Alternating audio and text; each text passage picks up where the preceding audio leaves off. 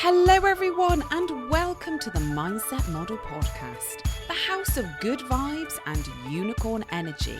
I am your number one hype girl cheering you through the game of life. On this podcast, I am here to help you unleash your best self, to bring your dreams to life using the art of mindset and manifestation. Let's create magic.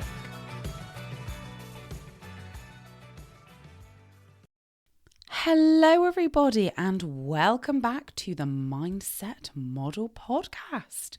I hope you are having a fabulous week so far.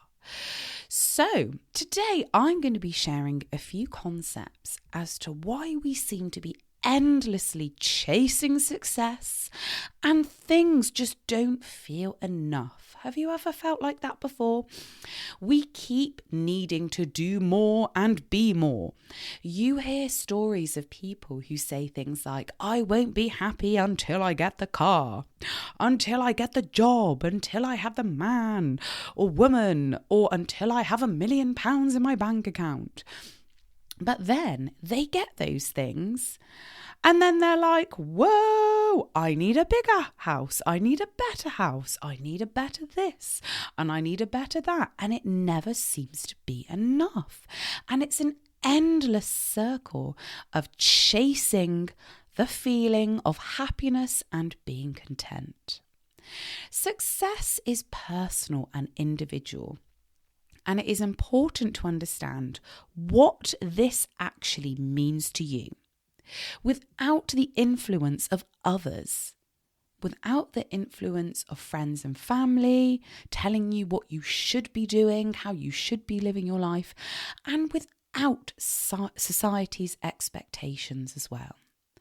So take some time to check in with your goals and aspirations.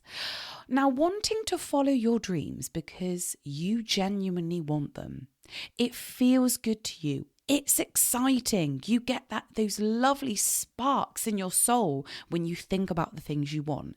That's where you want to be.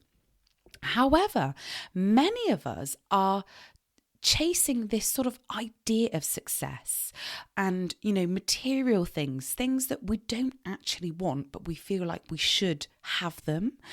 And, chasing things like validation from others. This actually comes from a place of unworthiness and fear from our subconscious minds. So 2 concepts I would love to share with you today as to why we seem to be endlessly chasing things. And these are actually from a shaman's perspective. Shamans are deeply spiritual people and they are connected to the spirit realm. They know things that us, humans have got no idea are going on. So I find this absolutely fascinating. So we have a conscious mind and a subconscious mind. Now, the subconscious mind is 95% of our habits, beliefs and programming. 95% of our reality, the lives that we are living, comes from the subconscious mind. That is massive. So the subconscious mind also has an element within it, an area, should we say, called you can either call it the reptilian mind or the prehistoric mind. It's basically old as shit. And this is the part of the subconscious mind which is there for survival. And it has barely evolved over the last however many thousands of millions of years that humans have existed. So, back in the day, when we were cavemen and women, we were out hunting and gathering. This is where our survival mind was key. We needed to survive. We needed to procreate so the human race did not die out. So we were always on alert, always searching for food, searching for threats, making sure that, we could find a partner. Now, Fast forward a million trillion years to the present day. In this modern day, we have got things so easy, as in things are so convenient for us. We have got food readily available in shops. We can literally go onto an app and order a food to our front door. I remember when I used to live in a flat, we used to order Domino's, and I didn't even leave my flat. I just opened, because it was a bottom door flat. I used to just literally open my window and the man would just pass Domino's pizza through my window. I mean, that is ultimate convenience. We have things like medicine readily available, and there's no dinosaurs waiting to eat us on the streets. There's no pterodactyls smashing out the sky, ready to carry us off to their nests for their little babies to eat us. We don't have threats like that anymore. And we even have dating apps now, so we don't even need to leave our houses to find a mate or a partner. So very, very easy compared to back in prehistoric times. So the theory that this shaman shared is that our prehistoric mind is actually bored and is constantly searching and constantly scanning for threats, creating this feeling and this urge of not enough. We need to do more. We're not doing enough. And that's why we're always chasing bigger and better things. How crazy is this? So have a little think about that. And then going back to the subconscious mind. Now, I find the subconscious mind absolutely fascinating. It's such a powerful part of our mind. And when we actually understand how it works, it is a game changer, and it is the secret to manifestation.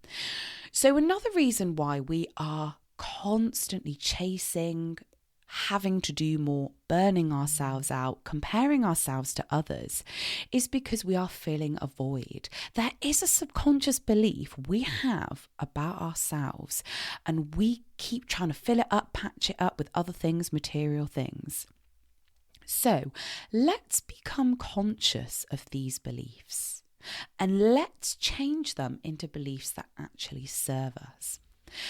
When you find yourself in that endless loop, ask yourself questions, get to know yourself, challenge those beliefs, really redefine what success truly means to you on an individual level, on a soul level. So another thing that this particular shaman shared, many people are always asking, what's my purpose? What's my purpose? What am I here to do? What is our purpose? And our purpose as humans is to remember who we are. So there would be no point in this life if we came to this planet knowing exactly what we needed to do, how we needed to be, how our life was going to pan out, what we needed. If we knew it all, there would literally be no point. We're here to learn and create and discover who we truly are. It is our responsibility to know ourselves, and it's our responsibility to really remember. One of my favourite Disney films is The Lion King. And I hope you've seen this. If you haven't, get involved. It is absolute classic. And there is a scene where Mufasa, who is Simba's dad, comes up in the sky and he's like, remember who you are. And Simba is like, what do you mean? And then you've got Rafiki, who is the monk. I love Rafiki, and he's literally banging him on the head with his coconut sticks, like, you just need to remember who you are. And oh my God, I must have watched this film when I was like 8, and I'm like 1,000 years old now, but it actually makes so much sense. So take some time this week to really reflect on your year so far. What has felt in alignment with you and what needs shifting? Have you noticed any patterns that keep coming up that no longer serve you? I've recorded a really powerful meditation as well. You have access to it on the Mindset Model podcast. Go back and listen to it because this will really, really help you to connect with your true self and your highest self. You are enough as you are now, and you are worthy as you are now, and your superpower is your authenticity. I hope you enjoyed this episode, and please share this with anyone you think that would absolutely love this podcast, and I will see you in my next episode.